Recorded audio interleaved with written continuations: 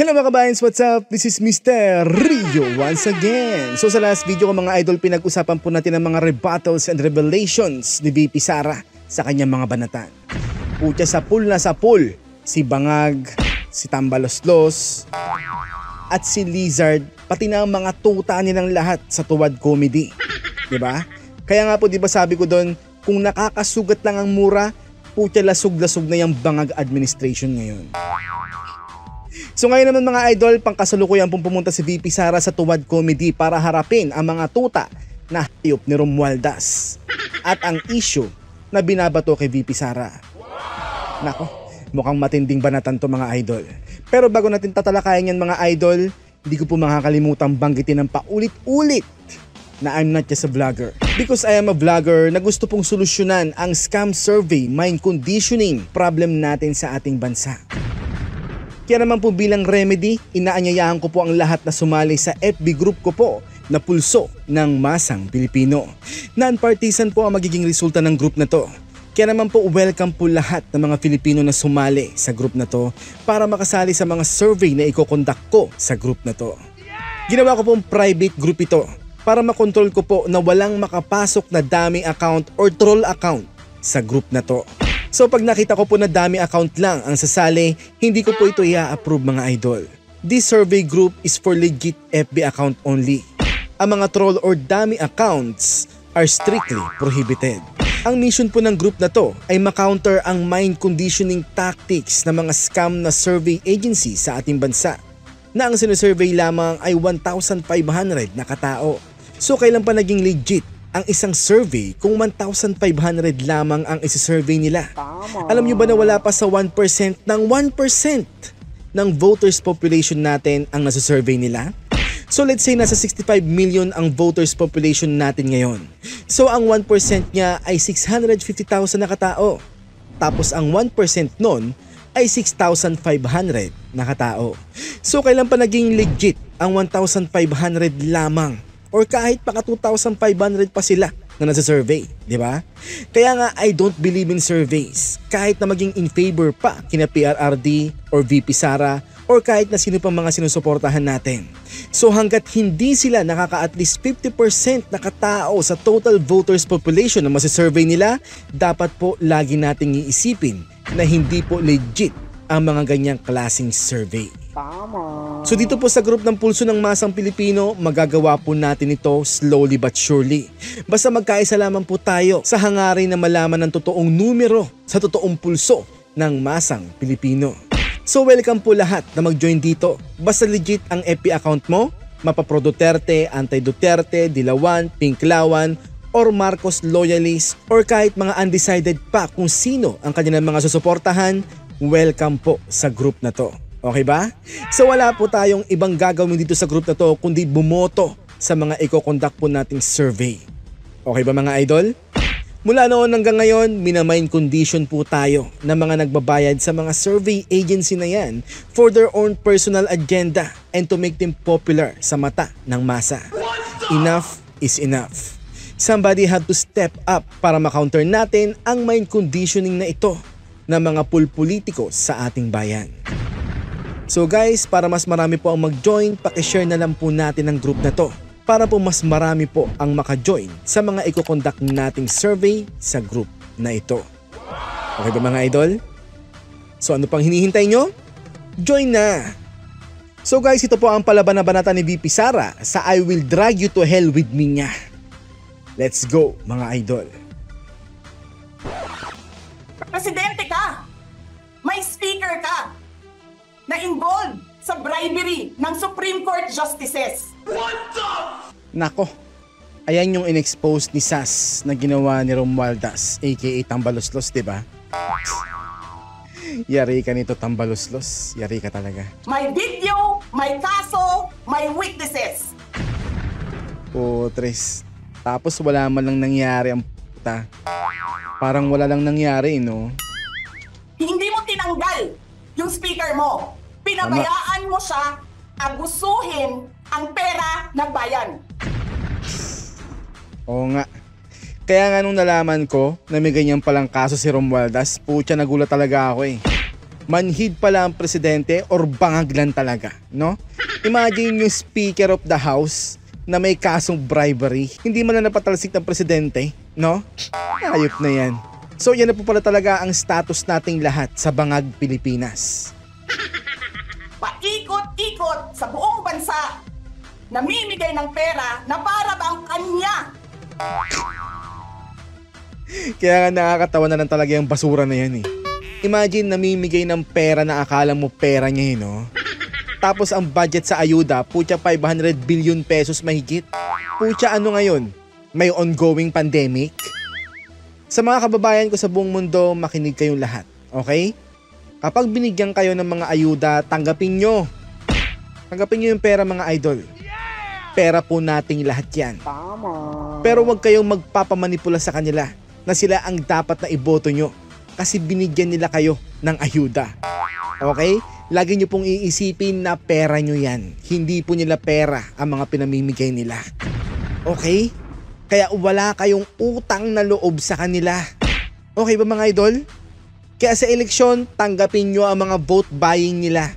Tapos iboto nyo pa rin ang mga gusto nyong kandidato. Tama. Ganun lang yun. Di ba mga idol? Psst. Hindi na po bobo mga Pilipino ngayon. Yung pera. Eh di ba nga, lagi niyo sinasabi separation of powers? Anong trabaho ng legislative branch? Gumawa ng batas. Tama. Pero kung ano-ano lang ang mga pinagagawa, no? Puro circus hearing lang dyan sa Tuwad Comedy. Putya, wala na silang nagagawa sa mga trabaho nila, no? Tama. Ni wala pa nga ata nagagawang batas yung mga basura na yan, kahit isa. Anong ginagawa ni Martin Romualdez? Nagdidirect ng DSWD, namimigay ng ayuda, nagsasabi kung anong bibigay, anong gagawin, sino ba ang presidente dito? Putya, mukhang under ni Romualdez si Bangag ka. Sa bagay, wala namang kwenta si Bangag eh. Incompetent ka eh, di ba? Kaya ano pa bang ine-expect natin kay Bangag, di ba mga idols? Literal na wala talaga siyang kwenta. Kaya ang nagtitake over as panggap na president ay ang Speaker of the House o kaya naman si Lizard. Alam nyo, alam namin, mali ang ginagawa ninyo. Sinabihan ko lang mga kasama ko sa Office of the Vice President, pasensya na, sumunod na lang tayo para matapos na sila. Kaso wala po eh. Panay pananarantado lang ang ginagawa nila eh. Kaya nga abuse of power ang ginagawa nila kay Atty. Lopez eh. At sa iba pang mga kino-contempt nila dyan sa Tuwad Comedy nila. Mga certified na peste talaga eh, no? Tapos ganito ang gagawin ninyo? Alam namin, walang contemptuous doon sa ginawa ni Yusek Lopez. Tama. Wala naman talaga eh. Sadyang natapat lang yung convicted for child abuse na si Franz Castro sa IP lawyer na si Atty. Lopez. Siyempre gigil na gigil yan si Franz Castro kasi pinagtatanggol ni Atty. Lopez yung mga IP children na kanyang inaabuso. Kaya sinight in contempt niya si Atty. Lopez. Nakakatawa lang, di ba? Imagine, sinight in contempt ng isang basura na convicted for child abuse ang isang attorney na pinagtatanggol ang mga IP children na inaabuso ni Franz Castro. Di ba ang cute? Busit na yan. Yan na po tayo sa Bangag, Pilipinas, mga idol. Wala. Lahat ng tanong sinagot niya, pumunta siya, Correct. maayos siya, Yes, nakita ko yon and she is very professional sa circus hearing na yun. kumausap, and then sasabihin ninyo sa amin, bakit kami susulat sa COA? Bakit hindi kami susulat sa COA? Hindi tapos ang appeal namin, hindi tapos ang audit namin. Tama. Pucha. Kaya nga eh. Kung makasita sila parang mga lang eh, no? Ignorante moves lang eh. Kung makatanong sa sulat ng OVP sa COA, parang may something illegal sa sulat na yun eh, no? Para mga gago lang eh. Tapos buhag-hag na ninyo dihatanan ang gisubmit namo sa COA. Di ko po naintindihan yun pero oo nga, sira ulo talaga itong mga congressman na Tuwad Comedy na to eh, no? Tama ba yun? I have a video of Chairman Gamaliel Cordoba. Sinasabi niya, mali ang ginawa niya. Tama ba yun? Ikaw ba ang auditor? Ikaw ang appeals? Wala pa kaming audit? Sasabihin mo nagkakamali kami? Kaya nga po halatang political prosecution ang ginagawa ng mga pesteng tuta ni Romualdez dyan no? Tama. Nagmamarunong feeling mo, dami talagang alam ng mga bugok Hindi pa kayo nakakita ng kalaban na tulad ko. Kaya umayos kayong lahat ng mga kumakalaban. Nako, tragis na yan. Masasapak kayo ni VP Sara. Ako na magsasabi sa inyo. Nananapak yan, boy. Tama. Nagpigil ako na nagpigil. Kasi masama sa bayan. Hindi maganda ang political instability. Buti nga, iniisip pa yan ni VP Sara Pero yung bangag admin, wala lang no? Naghahalusinate pa ata si bangag. Busy lumakbay sa alapaap. Kaya siguro ayos lang sa kanya ang mga nangyayari. Pinabayaan ko kayo sirain ang pangalan ko. Kasi I have nothing to lose. Sinira niyo na siya. Wala na siyang ikakasira pa. May kasabihan nga mga idol na you cannot be killed if you're already dead. Parang ganun ang status ni VP Sara ngayon Putya, sinira na po nila ng sinira ang pangalan niya no? Kaso, sorry. Mas nangingibabaw sa amin ang incompetence at ang pamumulitika ng mga tuta ni Romualdez dyan sa house of representatives dyan sa Tuwad Comedy. Tama. Kaya di nyo kami maluloko sa mga black propaganda nyo against VP. Asa kayo, uy. Tapos ganito ang gagawin nyo. Hindi ko alam paano nakakatulog ang Chief of Staff ng Armed Forces of the Philippines. Gabi-gabi, mahimbing ang tulog mo. Ganito ang bayan natin. Nako, baka nabusalan na rin po yan ng pera ni Bangag. Kaya no comment na sila. Pucha, ano bang gusto nila? Panghabang buhay na kapayapaan o panghabang buhay na kalbaryo ng bayan? Yun na naman ang choices natin di ba? Bilyon ang nawawala. Tanungin nyo si Congressman Ungab. Chairman ng Ways and Means, Chairman ng Appropriations Committee. Tanungin nyo siya, paano nawawala ang pera? Kaya nga po sobrang talamak talaga ang korupsyon ngayon sa Bangag administration na to Tama. Nakakasuka na, nakakaumay na, tama na. Kailangan na talagang solusyonan to ng mga Pilipino or else magiging masalimuot na ang future ng ating mga anak. So guys, anong choice nyo? Di ba? Paano nyo dinodel ang pera ng Department of Education?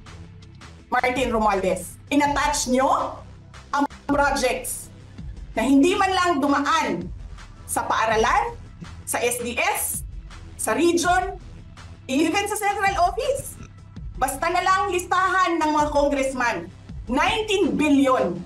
Tapos, nung 1 billion na lang ang naiwan sa DepEd, anong ginawa nyo? Kinuha nyo ang 5 billion sa repairs, nilipat nyo para mukhang lumaki ang pera. Grabe no? Talagang may full control sila sa kabuuang budget ng gobyerno no? Mga walang hiyang hayop. Martin, nangangampanya tayo. Nakasakay tayo sa eroplano. Magkatabi tayo. Nagre-reklamo ka, walang pera. Kasi, ano sabi mo?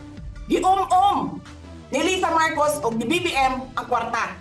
Uy, siniraan niya pa ang mga superiors niya. Iba ka talaga Romualdez. Galawan ng mga traitor yan Ano yan, para makuha mo ang simpatya ni VP Sara? Putya, asa ka naman budoy. Walang pera sa kampanya kasi hindi nagbibigay. Ba't ka ba kasi bibigyan? Sino ka ba? Sabit ka lang naman sa kanila budoy. Diba? Si BBM at si Lisa, hinigipit nila. Kinukuha nila lahat ang pera. Reklamo ka ng reklamo sa akin. Ano sinabi ko sa'yo? Huwag ka mag-alala. Lahat ng gusto tumulong sa akin, ipapadala ko sa iyo. Kunin mo lahat. Putya, ganun pala ang ginawa na tulong sa'yo ni VP Sara tapos ganun ang ginawa mo sa kanya, boy? Putya, malupit kang basura ka. Manang-mana ka sa pinsan mo na wala ring utang na loob. Reklamo ka kay Medi Poblador kasi tumatanggap ng pera. Ano sabi ko sa'yo? Kausapin mo si Medi, kunin mo lahat ng pera. Lahat. Nang makuha mo, na gustong tumulong sa akin, kunin mo. Mhm. Gastusin mo. Ano sabi ko sa'yo? Pasensya ka na. Wala ka ng pera. Ano sabi mo sa akin? Sabi mo sa akin, okay lang. Pag nanalo kayo, babawiin ko lahat yan. Oh! At dyan lang tumupad sa pangako niya si Romualdez, mga idol. Tinupad niya ang pangako niya na babawiin niya lahat. Putya, bilyon-bilyon ba naman ang ninanakaw niya, no? Ewan ko lang kung di niya mabawi lahat. Grabe to si Romualdez. Hindi ko naman alam. Ang buong akala ko, babawiin mo sa negosyo mo. Legitimate businessman ka naman eh. Mina, pagsira sa kalikasan, legitimate na pagsira sa kalikasan, negosyo mo, media, negosyo mo. Ano pa bang mga negosyo ni Martin Romualdez? Sulat niyo yan lahat. Akala ko magninegosyo ka lang. Kasi businessman ka naman. Hindi ko naman alam, binubulsa mo. Ibubulsa mo, kakamkamin mo ang legal na pera at illegal na pera. Tapos, ang pagsisigawan nila, ninakaw ni VP Sara. Diba ang cute? Sarili niyang nakaw, binibintang niya sa iba. Eh di wow, diba? Tanggap ka sa illegal, tanggap ka sa Pogo. Naku, Pinaalis niyo lahat ng kompetisyon ninyo, naiiwan ang Pogo mo. nako. Sabog ka dito, Romualdez, sa totoo lang. Imagine may sarili ka palang Pogo, alang hiya ka.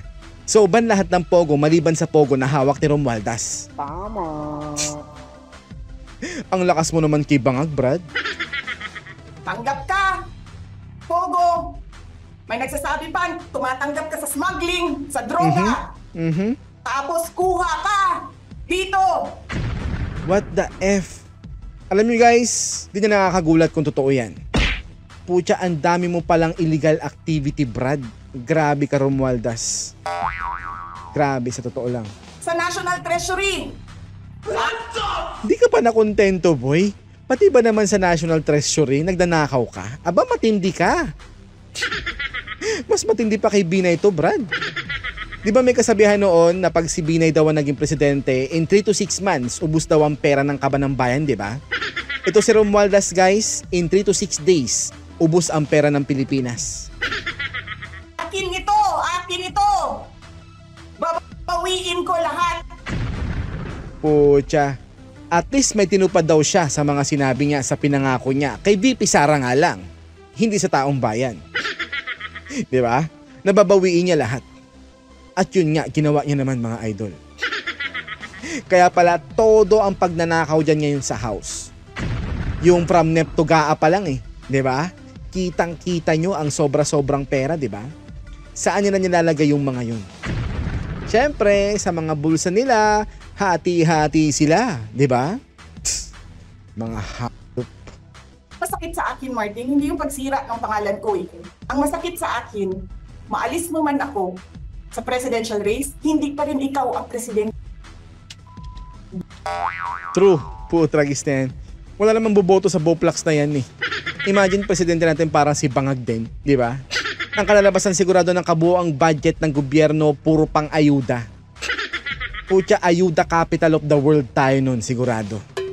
Pag yan si Bangag 2.0, Romualdez ang naging pangulo. Walang buboto sa'yo. Please lang. True, Madam VP. Kung ang Miro system ng COMELEC ay hindi kayang manipulain na, as they claim, na hindi raw kayang i-hack or unhackable or cannot be manipulated daw yung Miro system. How come? 'Di ba? They should elaborate that. Kailangan ipaliwanag nila yung unhackable daw ang Miro system na yun ng COMELEC. Isko po. Hindi pwedeng sinabi lang, dapat may resibo yan at patunay. 'Di ba? Tama. Tingin ko dayaan yan, mga idol. Nagugunita ako na. Kapag naging presidente yan, si Romualdez, at pag nanalo pa rin yan ngayong eleksyon na to, dayaan yan. Ano magsasabi sa inyo? Wala. Hindi ka nga dumadaan ng contest eh. Kasi wala kang kalaban sa Tacloban.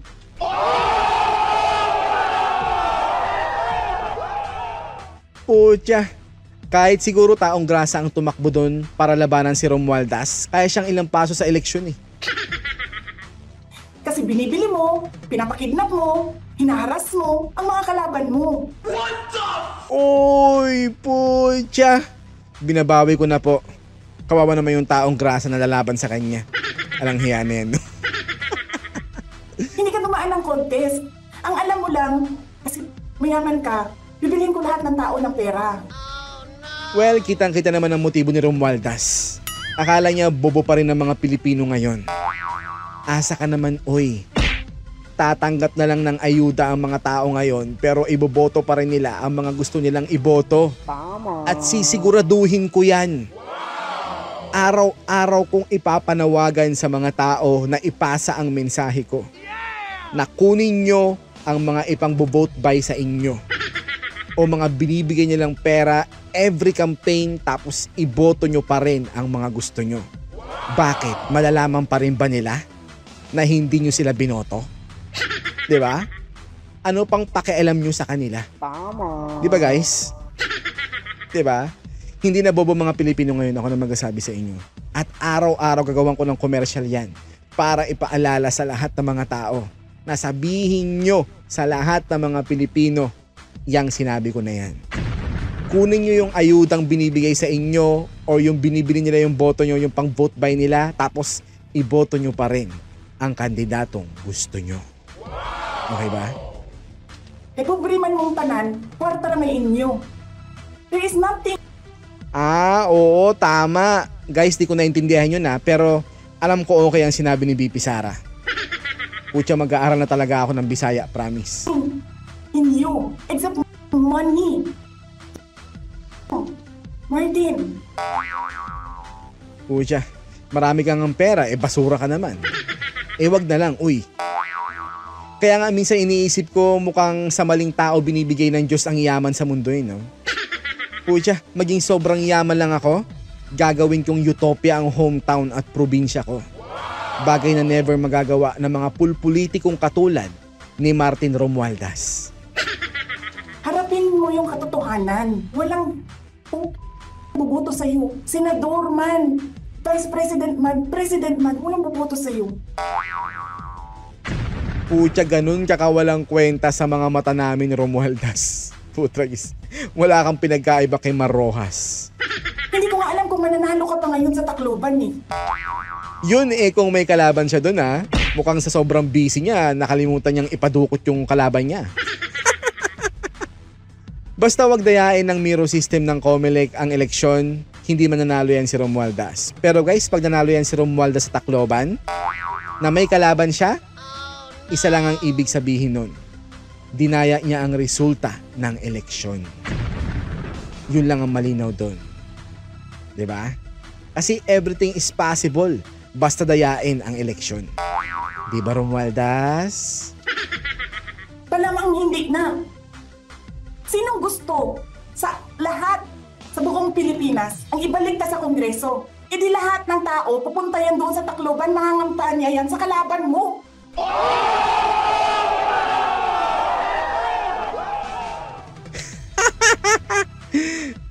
Tama. Kasi magnanakaw ka. Real talk yun. Hashtag real talk yun, mga idol. Hindi ka dumadaan sa audit. OMG, Romualdez. Ramdam ko na basura ka, pero mas basura ka pa pala sa inaasahan kong leke ka.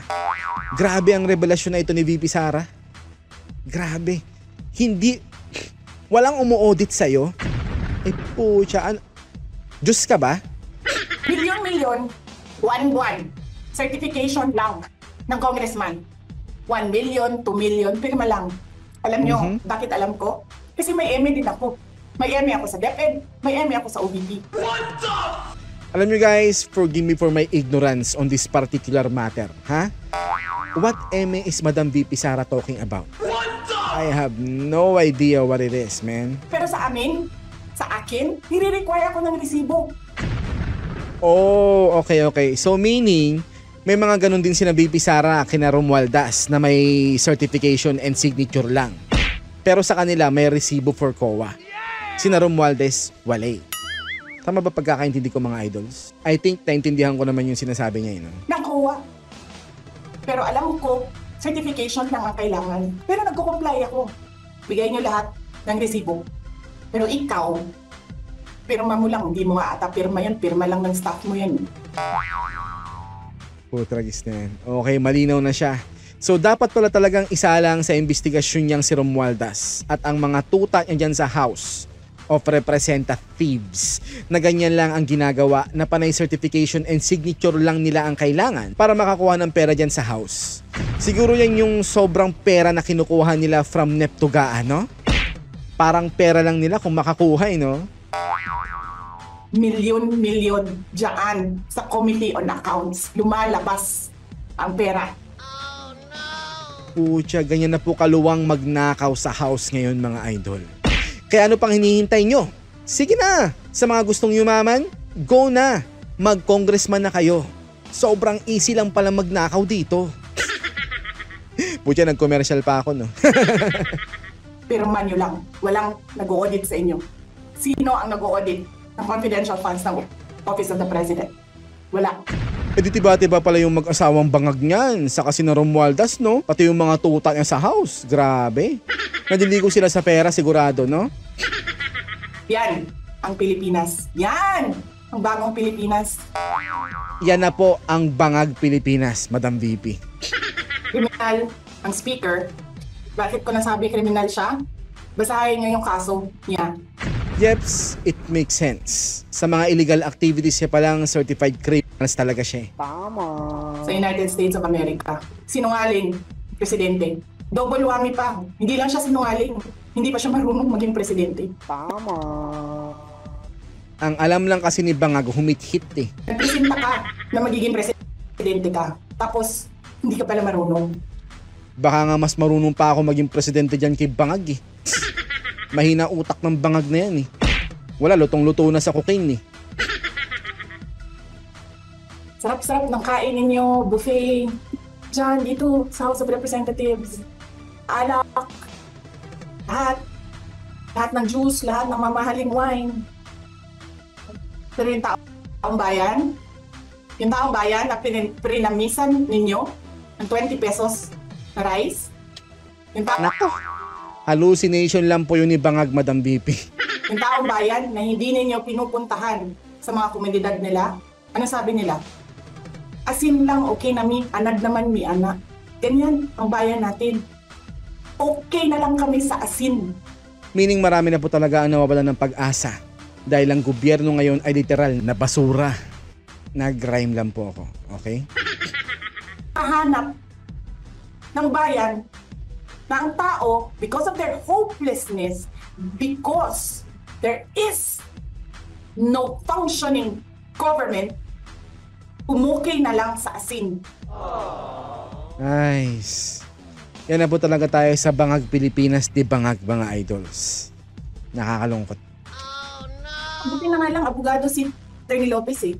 Kasi alam niya kung ano sasabihin niya doon sa mga pumasok True. sa kwarto niya. Kaya nga po eh, buti na lang talaga. Hindi sila umubra lahat kay Atty. Lopez eh. Abogado yun eh. Alam niya ang rights niya. Pero kung ordinaryong tao yun, nako kawawa. Dinampot na lang yung bigla sigurado. Na take note, nagnakaw pa ng cellphone. What the hell? Saan ka nakahanap? Papasok ka, nanakawin mo yung cellphone, dadalhin mo pa yung tao. Guys, alam ko na kung bakit nagagalit sila pag pinapaslang ang mga kriminal o mga kawatan. Kasi may mga kriminal at kawatan din pala dyan na staff sa House of Representatives. No? Tingnan nyo, may magnanakaw pa ng cellphone. Ang tindi, Brad. Diba? Princess, you're raising your hand. Hello? Naririnig po ba ako, Princess Maui? Yes. Oh, thank you.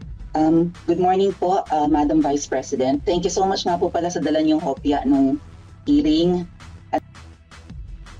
Nako, kung andun ako, nakikibog din ako ng hopya. Favorite ko yan eh. Na pumunta kayo for PRRD. Kami yung nasa likod niyo po, yung tinawag nilang bastos kasi pumalak pa kami. Nako, buti di kayo sinight in contempt. Because of Congresswoman Cardema.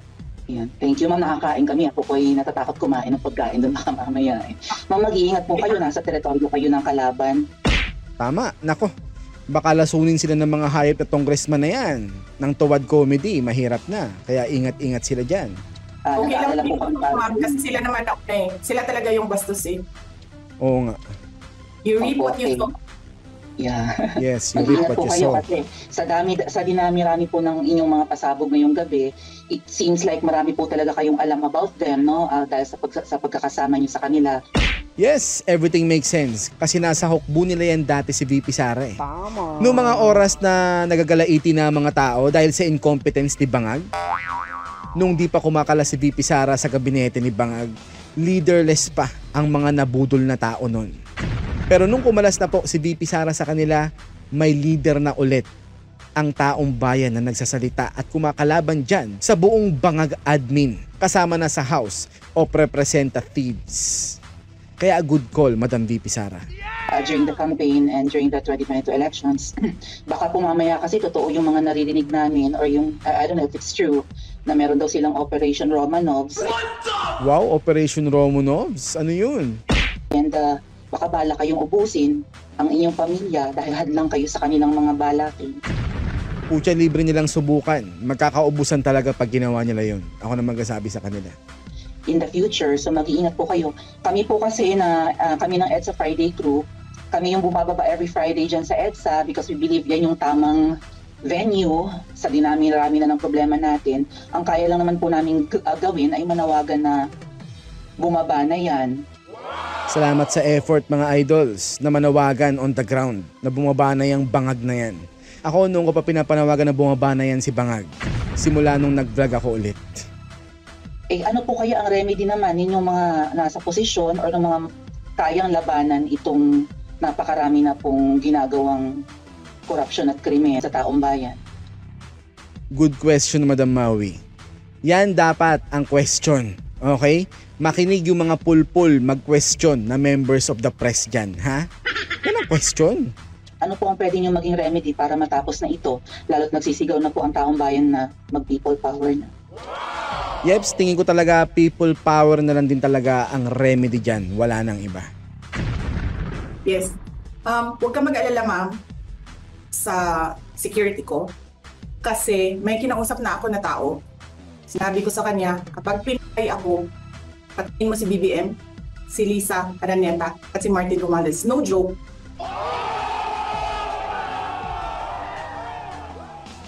Putragish. And tingin ko tama lang na isinapubliko ito ni Madam VP. Kasi kung hindi, malamang itutuloy ng kampo ni Bangag ang plano nila na ipaligpit si VP Sara or sino mang maging hadlang sa mga plano niya na Bangag na full control sa government. No joke yun mga idol. Kaya mas okay talagang sinabi ito ni VP Sara para mangilag sila na i-continue or ituloy ang masamang pinaplano nila. No joke. Nagdilin na ako, ma'am. Pag namatay ako, sabi ko, huwag ka tumigil na hanggang hindi mo mamatay sila. So dahil sa pronouncement na ito ni Madam VP, nako, mukhang ganito ang kalalabasan ng kampo ni Bangag mga idol. Pag itinumba nila si VP Sara, sisiguraduhin ni VP Sara na isasama nila silang lahat sa hukay. So it's up to them na kung ano magiging move nila.